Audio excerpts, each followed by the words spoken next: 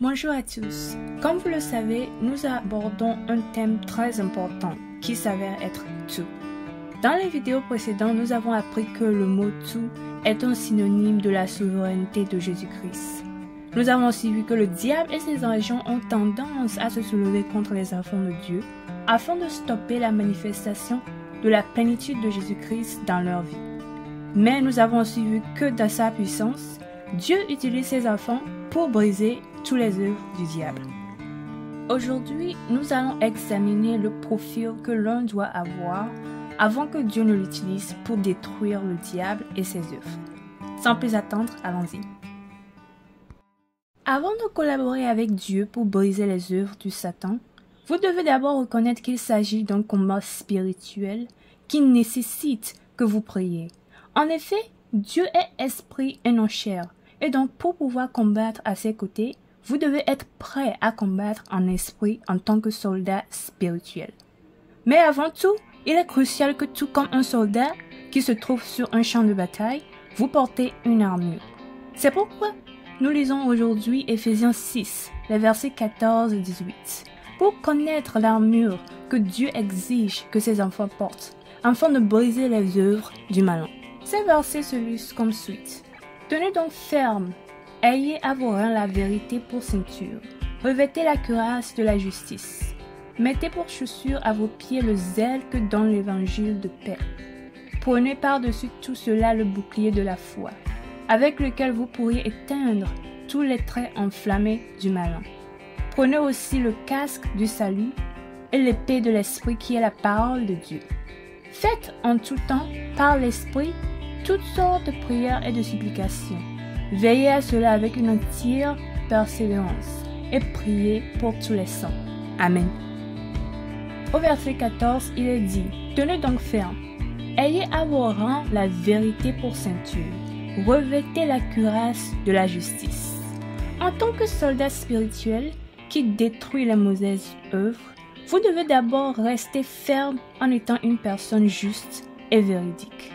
Et tout comme vous porteriez une veste par balle pour protéger votre poitrine et votre cœur de tout danger potentiel, la Bible vous demande en tant que soldat spirituel de faire de même. Cela signifie que vous ne devez pas permettre au mensonge ou à la corruption de s'approcher de votre cœur. Parce que si vous le faites, vous serez mortellement blessé sur le champ de bataille. Au verset 15, il est écrit « Mettez pour chaussure à vos pieds le zèle que donne l'évangile de paix ». La Bible dit ici que celui que Dieu utilisera pour briser les œuvres des ténèbres doit porter des chaussures spirituelles qui lui donneront la puissance et l'autorité nécessaires pour être prêt à mener toutes les batailles sans se sentir fatigué à mi-chemin. Le verset 16 dit « Prenez par-dessus tout cela le bouclier de la foi, avec lequel vous pourrez éteindre tous les traits enflammés du malin. » Cela parce que votre foi en Jésus-Christ est ce qui vous soutient, quelle que soit la difficulté de la bataille. Par conséquent, lorsque vous combattez, vous devez combattre au nom de Jésus-Christ et par la puissance du sang de Jésus-Christ, afin que vous soyez vainqueurs. Le verset 17 dit « Prenez aussi le casque du salut et l'épée de l'esprit qui est la parole de Dieu. » En effet, spirituellement, vous devez toujours avoir un casque pour vous assurer que vos pensées et votre esprit sont protégés de tout facteur d'affaiblissement comme les paroles de séduction et de déception qui mènent au péché. Et aussi, ayez toujours la parole de Dieu au bout de votre langue, tout en faisant un usage approprié comme le ferait un soldat avec ses armes. Parce que n'oubliez pas que c'est une arme à double tranchant. Enfin, le verset 18 nous demande de faire en tout temps par l'esprit toutes sortes de prières et de supplications, et de veiller à cela avec une entière persévérance, tout en priant pour tous les saints.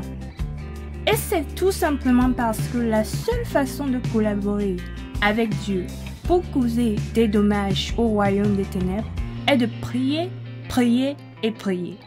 Non seulement pour vous-même, mais pour tout le peuple du Seigneur. Dans l'ensemble, toutes les batailles qui surviennent contre les enfants de Dieu sont spirituelles. Même si nous pouvons voir certaines de ces attaques sous forme physique, nous sommes appelés à mener des combats spirituels contre elles. Par conséquent, pour prendre part au combat spirituel en tant que soldat du Seigneur des armées, vous devrez revêtir l'armure de Dieu, qui non seulement vous protégera, mais vous aidera à triompher de tous vos ennemis.